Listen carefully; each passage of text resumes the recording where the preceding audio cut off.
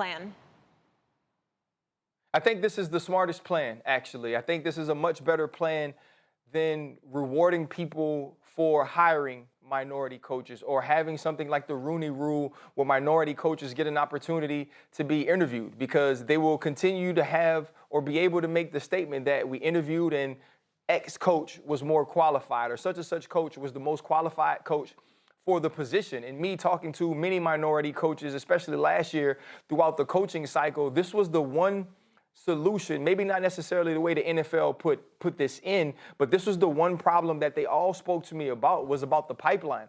It was about the pipeline that allows Scott Turner and Norv Turner to have jobs, or for Norv Turner to get Scott Turner on, for the Kyle Shanahans of the world to get jobs at low levels, for the Sean McVays, for even somebody like John Gruden, whose son's now a strength coach in the league, for him to have the pipeline and the connections to do certain things. What was happening in an NFL was you weren't getting African Americans, or you weren't getting minority on the bottom levels that were given opportunities to grow, that were given opportunities to become quarterback coaches or OCs, or weren't given opportunities to become defensive coordinators. Because what happens many times with African American coaches or minority coaches is that they're usually former players that they use to manage a room.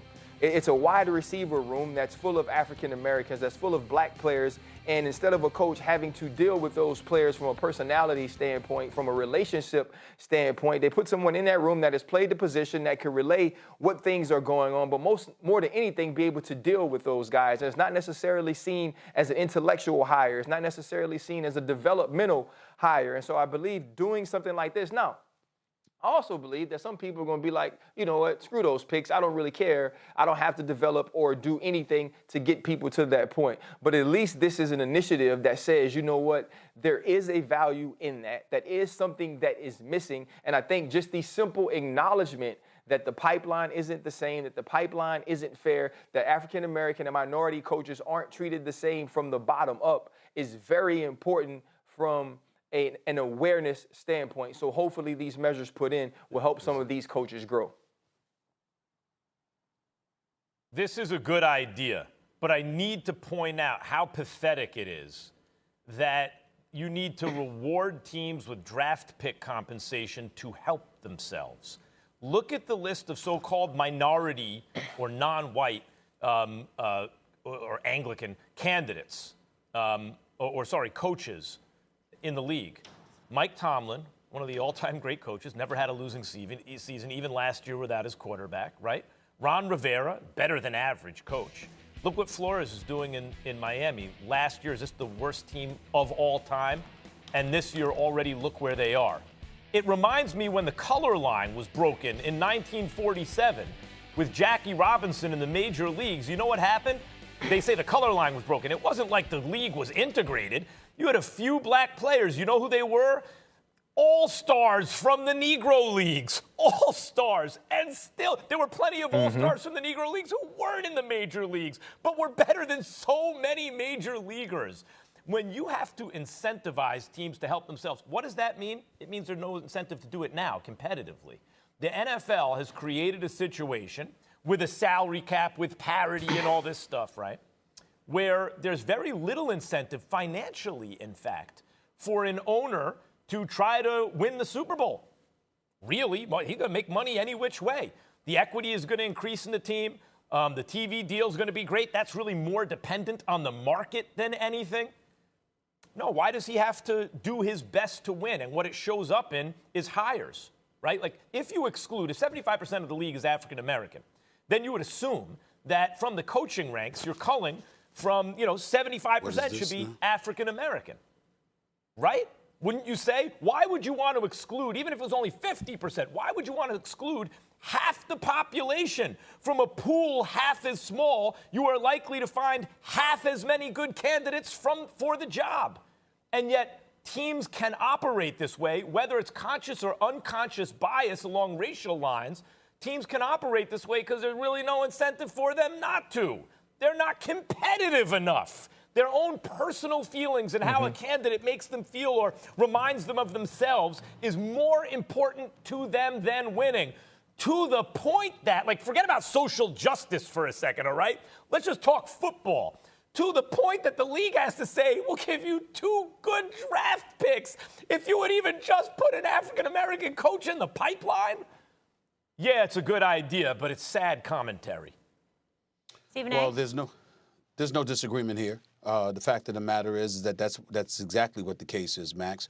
It's sad commentary. It's sad. It's a sad situation because this is what it's called for. I don't know whether or not this is going to remedy the situation because, again, if you're a coach and you know you're getting a job under the guise of these ramifications being implemented in the event that you're not put in a position to succeed, then obviously that's going to create this notion, this belief that you're being assisted in order to get to this position. And they don't look at themselves. They don't look at the fact that, you know what, who you knew, your networking, how you cultivated resources and things of that nature may have facilitated things for you, how the people who look like you, share your same cultural background and what have you, assist greatly in you getting to where you want to get. Unfortunately, blacks haven't been in that privileged position for quite some time. And I think more importantly than anything else, you're seeing retreads, and that's really where things resonate with you. Nobody has a problem with the Sean Paytons, with the Andy Reids, with the Bill Belichick's of the world getting their job. But look at how long it took Jason Garrett to lose his job as head coach of the Dallas Cowboys. Why? Because Jerry Jones liked you so much. We hear about that stuff all the time. We watch Anthony Lynn struggle in Los Angeles right now with the Chargers. Ryan, I think we all know he's in a world of trouble. You can't be 2-6 with a quarterback playing like Justin Herbert is playing and losing double-digit leads, even though the brother's throwing for over 300 yards, and still you're going to find a way to keep your job. But if that were a white coach, they'd be given a bit more latitude. So we see these kind of things happening time and time again, which means that there's a need to force change. And it's just a damn shame that these things have to be implemented in order to force the right things to happen. But it is what it is. Let me tell you how stupid it's getting so to many the general point. managers are. Real quick, Ryan, may I just say, go ahead. this is how stupid most general managers are. I brought up the integration of the major leagues, or so-called integration. Jackie Robinson breaks the color line. Then the only black players you saw in baseball, a handful, were all all-stars from the Negro leagues, right? And there were many all-stars that weren't there. So if you were a GM back then and you were really smart, you'd have an all-black team. Because every black player on your team would have been an all-star player, right? Not because you're favoring one group over another, but if that an entire population is untouched by anyone else, go take your pick. It's basically what the Dodgers did, turn themselves into a powerhouse to some degree. So same thing with coaching. If you have a team right now, you should have, considering what percentage of African-American coaches are all-star coaches or better than average coaches, because there are so few of them, right? It's only the best guys who get hired. You should have an all African-American coaching staff. You got an all-star team out there waiting to, and on top of that, you get draft picks every time you put one in the pipeline. This is a bonanza for anyone who's smart enough.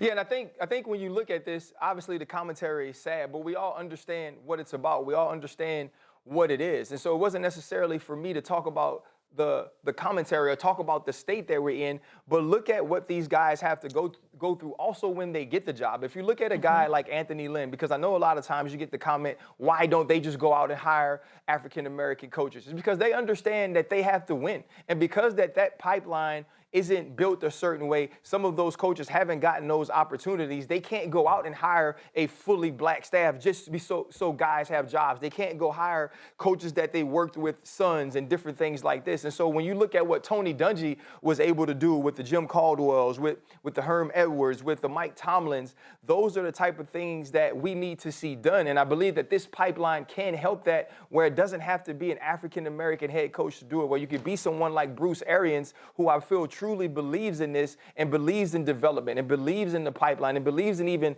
hiring women. You have to incentivize some people to be that way, or you have to make it known and knowledgeable to everyone that this is an issue. And I think that this is just at least a step towards that. Yeah, I just want to wrap by saying this, and I know we had Stephen Silas on recently, and Stephen A., you were so elated. I know you have a relationship with him that he was hired as head coach of the Rockets, and I couldn't help but think, wow, 20 years as an assistant, he finally gets a head coaching job. He's African-American, and then I'm thinking about my team, the New York Football Giants, and I think Joe Judge